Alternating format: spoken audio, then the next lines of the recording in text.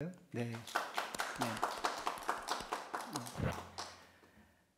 여러분 지금으로부터 16년 전 2004년 20명의 무고한 시민을 죽인 연쇄살인범 유영철이 마침내 경찰과의 격투 끝에 체포가 되었습니다.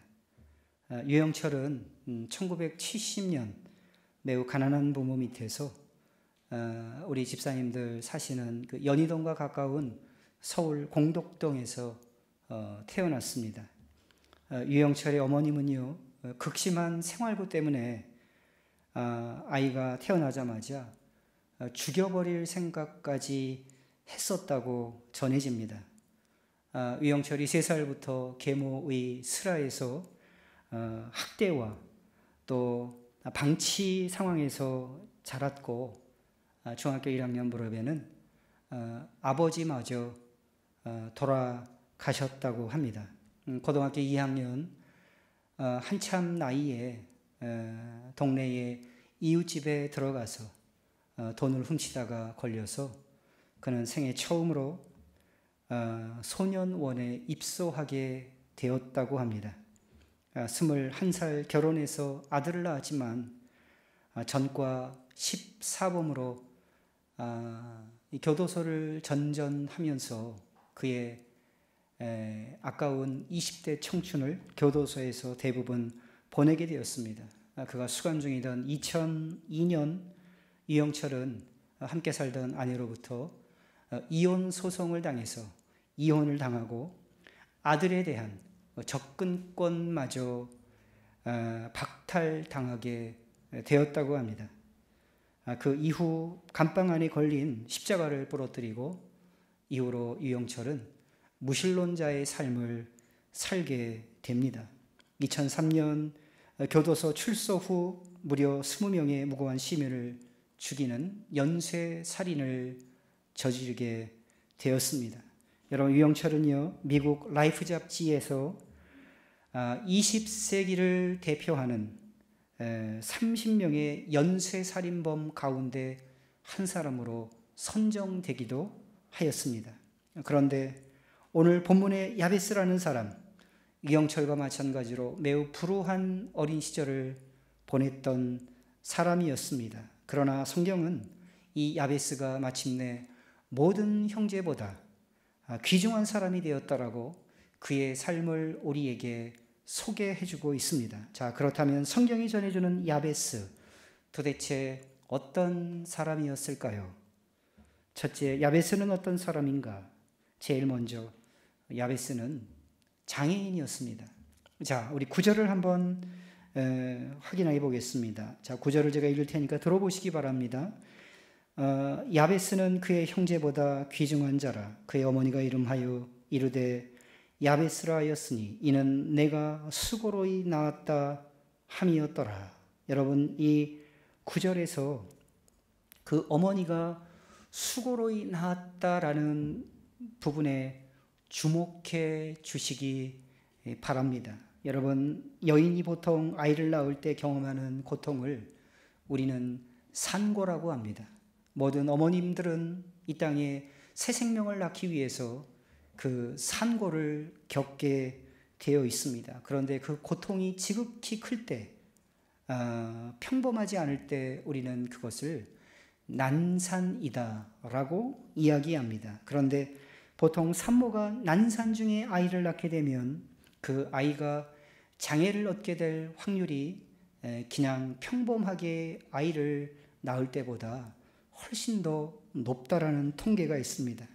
여러분, 제대로 의료시설이 갖추어지지 않은 그 아득한 옛날에 산모가 난산을 통해서 아이를 얻게 되었다면 그 태어난 신생아는 아마 10중 8구 장애인으로 태어났을 것이다 라고 생각하는 것이 대단히 자연스러운 추론이라고 생각할 수가 있을 것입니다. 이렇게 야베스는 그 옛날 장애인으로 이 땅을 태어나게 되었습니다. 자, 두 번째, 야베스는 어떤 사람이었냐면 야베스는 유복자였습니다. 다시금 9절을 한번 보시기 바랍니다. 야베스는 그의 형제보다 귀중한 자라.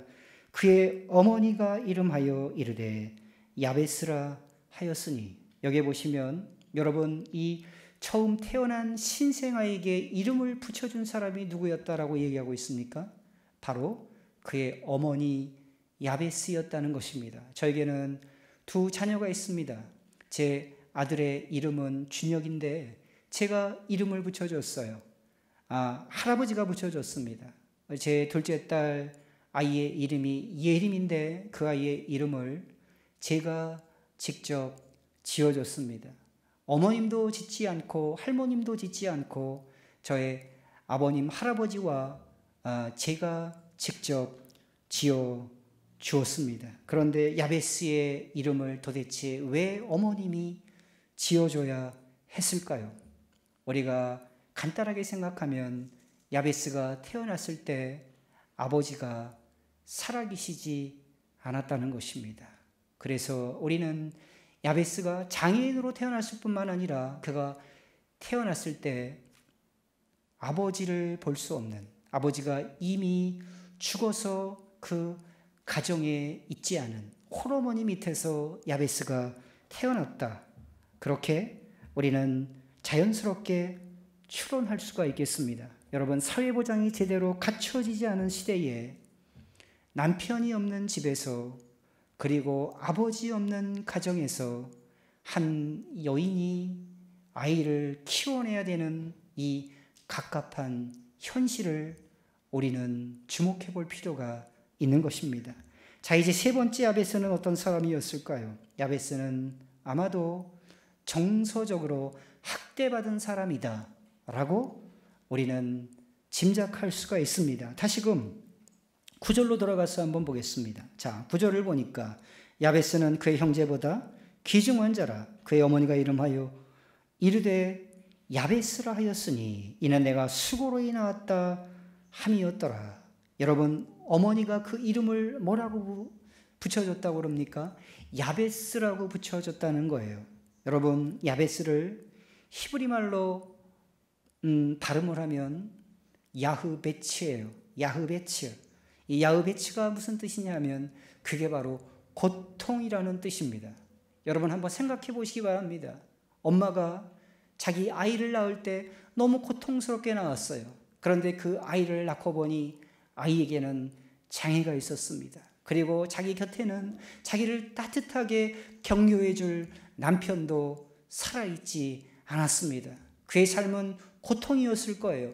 그렇지만 아무리 엄마의 삶이 고통 속에 있었다 할지라도 어떻게 평생 부르게 될 자기 사랑하는 아이의 이름을 고통이라고 붙여줄 수가 있겠냐는 것입니다. 아마도 야베스의 엄마는 현명한 사람도 아니었을 것이고 따뜻한 마음을 가진 사람도 아니었을 것이고 하나님을 향한 믿음을 갖고 있었던 사람도 아니었을 것이다. 우리는 이렇게 짐작할 수가 있습니다. 여러분, 야베스는요, 장애를 가진 채 홀어머니의 밑에서 태어나서 그 어머니로부터 마땅히 받아야 할 온전한 돌봄을 받지 못한 채 그의 어린 시절을 지내야 했습니다. 그런데 놀랍게도 성경은 이렇게 이야기합니다. 그가 처했던 삶에도 불구하고 그의 불우한 어린 시절에도 불구하고 야베스가 마침내 그의 형제보다 귀중한 자가 되었다. 이것이 성경이 우리에게 야베스에 대해서 알려주는 증언인 것입니다. 어떻게 이런 일이 가능할 수가 있었을까요? 성경은 우리에게 강력한 단서 하나를 제공합니다. 그것은 바로 야베스가 기도하는 사람이었다는 것이에요. 야베스는 기도의 사람이었습니다. 자, 우리 이어지는 10절을 저와 여러분이 한번 같이 한 목소리로 읽어보겠습니다. 자, 우리 화면을 보시면서 화면에 나온 부분까지만 읽어보겠습니다. 자, 시작. 야베스가 이스라엘 하나님께 아뢰어 이르되 주께서 내게 복을 주시려거든. 네, 여기에 보시면 분명하게 야베스가 하나님 앞에 기도하는 것을 볼 수가 있습니다. 여러분, 야베스가 소개되는 첫 부분에서 야베스가 이 땅에 자신이 소개되는 그 상황 속에서 그가 했던 최초의 행위를 일컬어서 성경은 뭐라고 얘기하냐? 그가 하나님 앞에 기도하는 사람이었다라고 소개되고 있다는 것입니다. 자, 그렇다면 야베스는 도대체 무엇을 위해서 기도했을까요? 야베스는 바로 복을 구하는 기도를 드렸던 사람이었습니다. 야베스는 다른 어떤 것보다도 기도를 통해서 하나님께 복을 구했던 사람이었습니다. 자, 그러면 우리는 자연스럽게 이런 질문을 던질 수가 있습니다. 목사님, 과연 우리가 하나님 앞에 기도할 때 먼저 그의 나라와 그의 의를 구하라고 나는 성경을 통해서 배웠는데, 우리가 다짜고짜 하나님 앞에 기도할 때 가장 먼저 복을 위하여 기도하는 것이 과연 맞는 태도입니까? 우리는 이렇게 물어볼 수가 있어요. 잘 물어보셨습니다. 그러나 저는 그것이 가능하다라고 말씀드리고 싶습니다. 왜 그럴까요? 여러분, 놀랍게도 성경을 열어보시면 성경 곳곳에서 하나님이 우리에게 복 주기를 좋아하시는 분이라고 소개되고 있습니다. 어디에서 그런 증거를 우리는 찾을 수가 있을까요? 여러분, 성경이 처음 시작되는 창세기 1장을 열어보시기 바랍니다. 하나님이 태초에 아담과 하와를 창조하셨습니다. 사람을 지으시고 그 사람에게 가장 먼저 하신 말씀이 무엇인지 아십니까? 창세기 1장 28절을 보니까 하나님께서 아담과 하와 그들에게 복을 주시며 하나님이 그들에게 이르시되 생육하고 번성하여 땅에 충만하라. 땅을 정복하라. 바다의 물고기와 하늘의 새와 땅에 움직이는 모든 생물을 다스리라 하시니라. 여러분, 이 구절에서 제일 먼저 우리가 발견할 수 있는 단어가 뭐예요? 하나님이 그들에게 무엇을 주셨다고요? 복을 주셨습니다. 하나님이 아담과 하와를 창조하셨어요. 그리고 그들을 대면하는 첫 순간 하나님은 그들에게 복을 주셨어요. 하나님은 우리를 축복하시는 분, 우리에게 복을 주기를 기뻐하시는 분인 것입니다. 자, 또 하나 보겠습니다. 여러분, 이제 인류가 타락을 했어요. 죄를 지었습니다. 그래서 사람과 사람이 살고 있는 이 세상이 죄로 오염되었어요.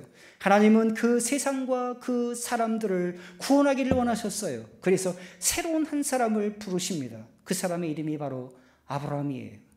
하나님께서 아브라함을 갈대아 우르에서 불러내시고 그에게 처음으로 어떤 말씀을 하셨냐? 창세기 12장 2절이 그것을 우리에게 증언하고 있습니다. 12장 2절을 보니까 내가 너로 큰 민족을 이루고 내게 무엇을 주어? 복을 주어 내 이름을 창대하게 하리니 너는 복이 될지라. 하나님이 새로운 인류, 새로운 구원의 백성을 뽑으셨어요. 선택하셨습니다. 그것이 바로 아브라함이었어요. 근데 하나님께서 아담과 하와에게 하셨던 축복 그대로 아브라함에게도 복을 주셨다라고 이야기하고 있습니다. 여기서도 다시 한번 우리가 무엇을 확인할 수가 있냐? 성경이 우리에게 계시하시는 하나님은 사람들에게 복 주기를 기뻐하시는 하나님이라는 사실입니다. 자, 이제 여러분 신약으로 돌아와 보시기 바랍니다. 신약 에베소서 1장을 보시면 여러분, 에베소서는 잘 아시는 것처럼 이 땅에 교회를 향하여 쓴 바울의 편지입니다. 하나님이 구약의 이스라엘 백성을 대신하는 새로운 이스라엘, 새로운 하나님의 백성을 선택하셨어요. 그 공동체가 바로 무엇이냐? 그게 바로 교회 공동체입니다. 하나님이 교회 공동체를 예수 그리스도 안에서 선택하셨습니다. 예수 그리스도 안에서 구원하셨어요. 예수 그리스도 안에서 새로운 백성을 창조하셨어요. 그리고 그 새로운 백성을 향하여 이렇게 말씀하고 계십니다. 자, 우리 에베소서 3장 1장 3절을 화면을 보시면서 다 같이 읽어 보겠습니다. 자, 우리 다 같이 한번 읽겠습니다. 시작. 찬송하리로다. 하나님 곧 우리 주 예수 그리스도의 아버지께서 그리스도 안에서 하늘에 속한 모든 신령한 복을 우리에게 주시되, 여기서도 보면 하나님은 새로운 이스라엘, 새로운 당신의 백성, 교회 공동체에게 하늘에 속한 신령한 복을 주시겠다라고 말씀하고 계세요. 이처럼 하나님은 당신의 사랑하는 자녀들에게, 당신의 사랑하는 백성들에게, 당신의 구원받은 백성들에게 복 주기를 좋아하시는 분이세요. 그래서 우리가 입을 열어서 하나님 앞에 무릎을 꿇고 기도할 때에 그 기도의 첫 마디가 복을 달라고 구하는 기도, 복을 요청하는 기도, 하나도 틀린 것이 없는 기도라는 것입니다. 여러분, 여기서 복이란 한마디로 말씀드리면 무엇이냐? 인간이 결코 스스로 얻을 수 없기에 하나님이 주셔야만 하는 것, 그거예요. 우리 스스로 얻을 수 없기 때문에 하나님으로부터 그것을 구해야 되는 것, 그것이 바로 복이라는 것입니다. 자, 그렇다면 야베스가 하나님으로부터 받기를 원했던, 그가 입술을 벌려 기도했던 복의 내용은 도대체 무엇이었을까요? 자, 이제 두 번째, 야베스가 구한 복은 도대체 어떤 복이었을까요? 첫 번째는 나의 지역을 넓히시고, 야베스가 그렇게 기도했어요. 자, 우리 10절을 한번 다 같이 한 목소리로 읽어보겠습니다. 자, 화면을 보시면서 같이 읽습니다. 시작. 나의 지역을 넓히시고 주의 손으로 나를 도우사 나로 환난을 벗어나 내게 근심이 없게 하옵소서 하였더니, 네, 여기에 보면 야베스는요, 자기의 장애를, 자기의 한계를 핑계 삼아서 자기 인생을 결코 포기했던 사람이 아니라는 사실을 알 수가 있습니다. 그가 제일 먼저 기도했던 것은 나의 지역을 넓혀달라는 기도였어요. 이 기도는 어떤 기도냐? 야베스는 태어나서부터 한계를 가진 존재였습니다. 그러나 그는 자신의 한계를 극복하고 선한 영향력을 발휘하게 도와달라고 기도했던 사람이었습니다. 나의 지역을 넓혀달라는 이야기를 다른 말로 바꾸면 선한 영향력을 발휘할 수 있게 도와달라는 기도였다는 것입니다. 여러분, 그리스도인들은, 저를 포함해서 우리 모두가 지금 처해 있는 우리의 처지가 아무리 궁색하다 할지라도 결코 자기만의 감옥 속에 갇혀 살면 안 됩니다. 여러분, 자기만을 집중하고 자기에 집착하는 삶을 살아내서는 안 된다는 것입니다. 여러분, 어떤 순간에도 우리가 그리스도인이라면, 우리가 거듭난 사람이라면, 우리가 하나님의 자녀라면 우리는 마땅히 우리를 통해서 나의 주변과 우리 주변이 복을 얻게 해달라고, 나를 통해서 복을 얻게 해달라고, 내가 축복의 통로로 사용되게 해달라고 기도할 수 있어야 되는 것입니다. 그래서 여러분, 우리가 기도할 때 우리의 기도가 내 가정에 제한되고, 내 자녀에게 제한되고, 나의 일터에 제한되고, 나의 교회에만 집중되어서는 안 되는 거예요. 여러분, 우리 가정이 건강해져서 우리 가정이 우리의 이웃을 위해서 귀하게 쓰임받게 해달라고 우리의 기도가 달라져야 될 필요가 있습니다.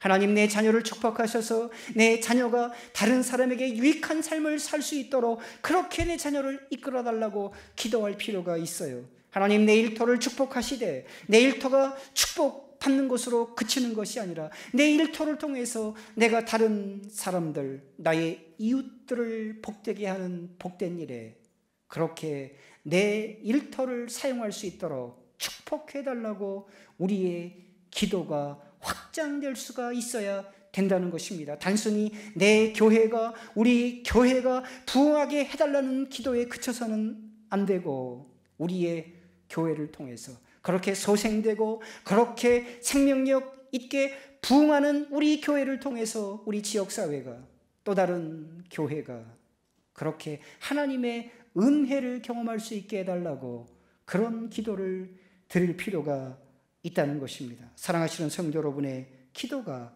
내 지역을 넓혀달라는 이 야베스의 기도로 채워지게 되시기를 주님의 이름으로 축복합니다. 자, 이제 두 번째 야베스가 드린 기도는 무엇일까요? 주의 손으로 나를 도우사.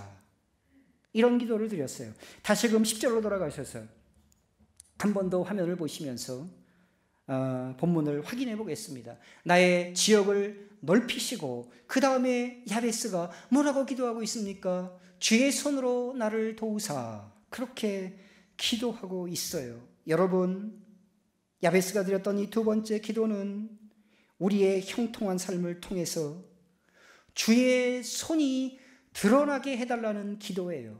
우리의 형통한 삶을 통해서 주님이 나를 어떻게 간섭하시고 어떻게 내 삶에 개입하셨는가를 구체적으로 드러내게 해달라는 기도였다는 것입니다. 여러분, 야베스는 결코 자기 삶의 형통함만을 위해서 기도했던 사람이 아니었어요. 자기가 다른 사람들에게 선한 영향력을 미치는 그런 모든 과정을 통해서 자신을 이렇게 높여주신 한 분이 있는데, 그 한 분이 바로 하나님이라는 사실이 내 이웃에게 드러나는 것을 기도했던 사람이었다는 것입니다. 사랑하시는 성도 여러분, 우리 인생의 위기는 결코 고난 중에만 있지 않습니다. 우리 인생의 위기는 우리가 무엇인가를 성취하고 우리의 삶이 형통하게 되었을 때도 우리는 인생의 위기를 경험할 수가 있어요. 특별히 영적인 위기를 경험할 수가 있다는 것입니다. 왜 그러냐? 여러분, 우리들 모두에게는 대단히 뿌리 깊은 죄성이 있습니다. 그것이 뭐냐? 바로 내가 잘 되었어요. 내가 형통한 삶을 살게 되었어요. 그러면 그 성통한 삶의 이유를 하나님에게로 돌리기보다는 내가 잘나서 내 능력 때문이라고 생각하려는 경향이 우리 모두에게 있다는 것입니다. 여러분, 이 교만을 우리가 경계하지 않는다면 우리는 형통한 삶을 경험한 이후에 대단히 고통스러운 영적인 침체의 시기로 빠져들 수가 있습니다. 여러분, 그런 의미에서 야베스는 자기가 이룬 이 성취가 자기가 잘난 탓이 아니라 오로지 하나님의 도우심으로 가능했다는 것을 알았던 지혜로운 사람이었어요. 그리고 하나님이 자기를 도우셨다는 이 구체적인 사실이 자신의 삶을 통해서 드러나기를 원했던 겸손의 사람이었다는 것입니다. 여러분의 삶이 하나님의 손길을 생생하게 드러내기를 기뻐하는 겸손의 사람으로 빚어지게 되시기를 주님의 이름으로 축복합니다. 자, 이제 세 번째, 야베스가 드린 기도는 어떤 기도였을까요? 그 기도는 바로 환난에서 벗어나기를 구하는 기도였어요. 다시금 본문 10절로 돌아와 보시기 바랍니다. 여기에 보면 나의 지역을 넓히시고, 첫 번째 기도였어요. 주의 손으로 나를 도와주세요라고 두 번째로 기도했습니다. 이제 세 번째 어떤 기도를 야베스가 드리고 있습니까? 나로 환난을 벗어나게 해달라. 그렇게 기도하고 있다는 것입니다. 여러분, 여기에서 환난이라는 번역은 이렇게도 바꿀 수가 있어요. 여기서 말하는 환난은 여러분이 잘 아시는 악이라는 단어로 번역될 수도 있는 것입니다. 그러니까 내가 환난에서 벗어나게 해달라는 기도는 하나님 나로 하여금 악에서 벗어나게 해주세요. 그렇게 기도하는 거예요. 정확하게 이 기도를 예수님께서, 우리 주님께서 주님 가르쳐 주신 기도에서 우리에게 보여주지 않으셨습니까? 마태복음 6장 13절을 보시면 뭐라고 예수님이 우리에게 기도를 가르쳐 주셨어요? 우리를 시험에 들게 하지 마시옵고 다만 악에서 구하옵소서. 지금 정확하게 야베스는 예수님이 우리에게 가르쳐 주신 그 기도를 드리고 있는 것입니다. 여러분, 저와 여러분이 살아가는 이 세상은 결코 병원의 묵연실 같은 곳이 아니에요. 우리가 예수 그리스도 안에서 하나님의 자녀로 부르심을 받았습니다. 우리가 구원을 받았어요. 그리고 그 구원의 축복 속에서 오늘도 예수님과 동행하며 살아가고 있지만, 그러나 그 동행하는 삶 속에서도 시련이 있어요. 어려움이 있어요. 그것이 우리가 살아가는 영적인 현실이라는 것입니다. 그래서 우리는 날마다의 삶에서 이 악과 마주치고 있어요. 시련과 마주치고 있습니다. 환난과 마주치며 살아가고 있게 되는 것입니다. 그런데 바로 야베스는 자기가 날마다 마주치는 이 악에서, 이 환난 속에서 하나님이 자기를 구해 달라고 요청하는 기도를 드리고 있는 것입니다. 악이 존재합니다. 악이 나를 직면시킵니다. 그러나 그 악 속에서, 그 악과 직면하는 가운데 악에게 무너지지 않게 해달라고, 그 악으로 말미암아 내가 좌절되지 않게 해달라고, 내가 낙심되지 않게 해달라고, 나의 영혼이 결코 파괴되지 않게 나를 도와달라고, 오히려 내 믿음이 강해져서 그 악을 물리치고 그 악을 능가하고 그 악에 대하여 승리할 수 있도록 도와달라고 야베스는 지금 하나님 앞에 기도하고 있는 것입니다.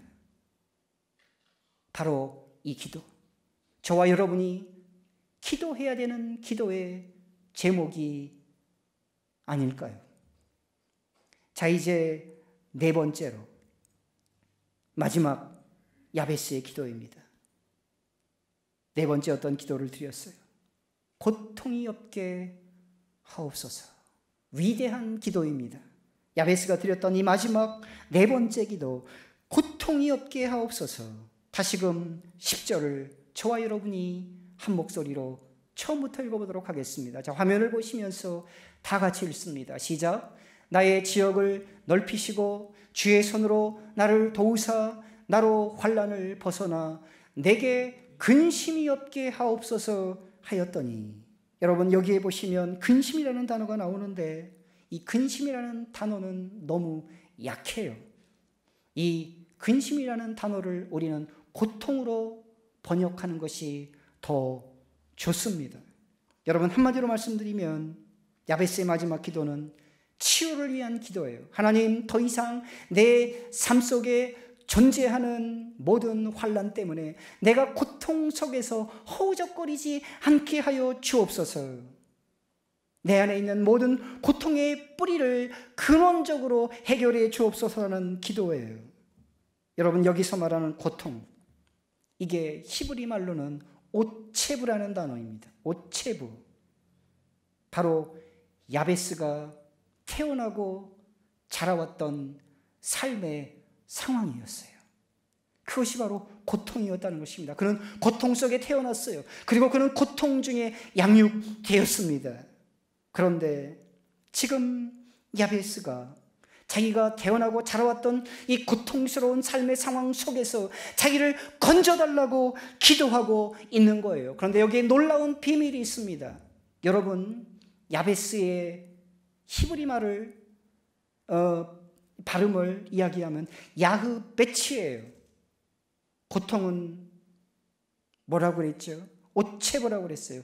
야흐베치, 오체부, 대단히 비슷한 이야기입니다. 여러분 지금 야베스가 나에게 고통이 없게 도와주소서라고 기도하는 이 기도는 바로 어떤 기도냐면, 하나님, 나 자신으로부터 나를 제거해달라는 기도를 지금 드리고 있는 거예요. 잘 들으시기 바랍니다. 여러분 지금 야베스는 자기로부터 자기를 구원해달라고, 자기로부터 자기를 제거해달라고 하나님 앞에 기도하고 있는 것입니다. 야베스는 잘 아시는 것처럼 자기 의지와 상관없이 자기에게 주어진 환경 때문에 고통을 당하던 사람이었습니다. 그 고통 때문에 상처가 있는 사람이었어요. 그런데 지금 야베스는 자기의 영혼을 치유해달라고, 회복시켜달라고 지금 하나님 앞에 기도하고 있는 것입니다. 그런데 여기에 보시면 우리가 그토록 바라고 소원하는 치유를 위한 과정이 소개되고 있습니다. 이 땅을 살면서 우리 모두는 상처를 받습니다. 그 상처 때문에 아파해요. 그 상처 때문에 뒹구는 사람들이 있습니다. 그런데 하나님께서 그 모든 상처로부터 어떻게 당신의 백성들이 구출될 수 있는지, 건진받을 수 있는지를 가르쳐주고 있는 것입니다. 도대체 우리 상처는 어떻게 치유되는 것일까요? 여러분 이것이 바로 야베스가 드렸던 기도의 순서입니다. 하나님은 제일 먼저 우리의 지경을 넓혀주세요. 우리로 하여금 선한 영향력을 끼치며 살 수 있도록 그런 하나님을 경험하게 하세요. 그 다음에 우리는 우리를 도우시는 선하신 하나님의 손길을 경험하게 되는 것입니다. 그리고 우리 인생의 모든 아픔, 모든 고통, 모든 어체부에서 해방되는 것이에요. 바로 그때 치유가 우리의 삶에 임하는 것이에요. 여러분, 치유는 어느 날 갑자기 임하는 것이 아니라 우리가 우리의 삶의 인생이라는 과정을 통해서 하나님을 경험하는 만큼, 하나님의 임재를 경험하는 만큼, 하나님의 다스림을 경험하는 만큼 우리의 삶은 치유의 자리로 다가서게 된다는 것입니다. 그러나 사랑하시는 성도 여러분, 우리는 인생의 어느 한 순간에 다음과 같은 진실 앞에 마주하게 됩니다. 우리를 가장 고통스럽게 하는 것, 우리의 삶을 망가뜨리는 것, 우리의 삶에 상처로 얼룩지게 하는 그 고통의 이유는 우리의 부모님도 아니고 우리의 배우자도 아니고 우리의 자녀도 아니에요. 우리를 둘러싼 열악한 환경이 아닙니다. 그 고통의 근원은 바로 우리 자신에게 있어요. 야베스는 지금 그것을 발견한 겁니다. 하나님, 내 인생을 살아보니까 내가 아버지 없이 태어났어요. 장애인으로 태어났어요. 그리고 정말 믿음도 없고 따뜻함도 없고 지혜도 없는 엄마의 슬하에서 내가 방치된 채 자랐어요. 나는 그것이 내 삶을 황폐하게 만든 고통의 이유라고 생각했어요. 그러나 삶을 살다 보니까 그런 것이 아니라 바로 나 자신이 내 고통의 이유인 것을, 상처의 근원인 것을 내가 발견했습니다. 지금 그래서 야베스는 자기 자신으로부터 나를 제거해달라는 기도를 하나님 앞에 드리고 있는 것입니다. 여러분, 우리도 이것을 어렵지 않게 발견할 수가 있습니다. 저 여러분을 가장 고통스럽게 하는 것이 누구예요? 꺾이지 않는 자, 거짓된 자, 욕심에 갇혀있는 자, 게으른 자아가 바로 나를 망치고 나를 망가뜨리고 나를 침체의 늪에 빠지게 하는 본질이 아니냐는 것입니다. 그래서 우리가 온전한 복을 경험하기를 원한다면, 우리가 정말 성숙하기를 원한다면, 하나님의 온전한 치유를 경험하기를 원한다면, 사랑하시는 성도 여러분, 우리는 우리 자아를 제대로 다스려야 될 필요가 있는 것입니다. 여러분, 우리의 자아가 얼마나 위험한지 아세요? 저와 여러분의 자아가 얼마나 위험하냐 하면 바로 그 자아 때문에, 그 죄로 오염된 자아 때문에 하나님의 아들이신 예수 그리스도께서 이 땅에 육신의 몸을 입고 오셨어요. 그리고 그분이 십자가 골고다 언덕을 오르셨습니다. 갈보리 언덕에서 십자가에 매달리셨어요. 그리고 그분이 당신의 옥체를 찢으셨습니다. 거룩한 보혈을 흘려주셨어요. 왜요? 바로 우리의 자아를 고치시기 위하여 주님은 십자가 모진 고통 속에서 죽음을 감당하신 것입니다. 이제 우리 주님이 우리를 위해서 먼저 죽으셨어요. 그리고 우리의 구원을 위한 길을 열어 놓으셨습니다. 이제 우리가 해야 할 일이 있어요. 그 예수님을 우리의 주인 삼아서 그 주님이 걸으신 길을, 그 십자가의 길을 우리도 동일하게 걸어가야 하는 것입니다. 예수님은 바로 누가복음 9장 23절에서 그 교훈을 우리에게 이렇게 가르치고 계십니다. 자, 우리 누가복음 9장 23절, 저와 여러분이 같이 한 목소리로 읽어보겠습니다. 다 같이 읽습니다. 시작. 또 무리에게 이르시되 아무든지 나를 따라오려거든 자기를 부인하고 날마다 제 십자가를 지고 나를 따를 것이니라. 아멘. 그렇습니다. 바로 이런 이유 때문에 우리 주님은 우리에게 이렇게 말씀하십니다. 자기를 부인하고 자기 십자가를 지고 나를 좇으라고 말입니다. 자, 그러면 하나님께서 이 야베스의 기도를 들으셨을까요? 오늘 본문은 하나님께서 이 야베스의 기도를 모두 응답하셨다라고 이야기하고 있습니다. 자, 우리 역대상 4장 10절 마지막을 한번 같이 읽어보겠습니다. 자, 화면을 보시면서 다 같이 읽겠습니다.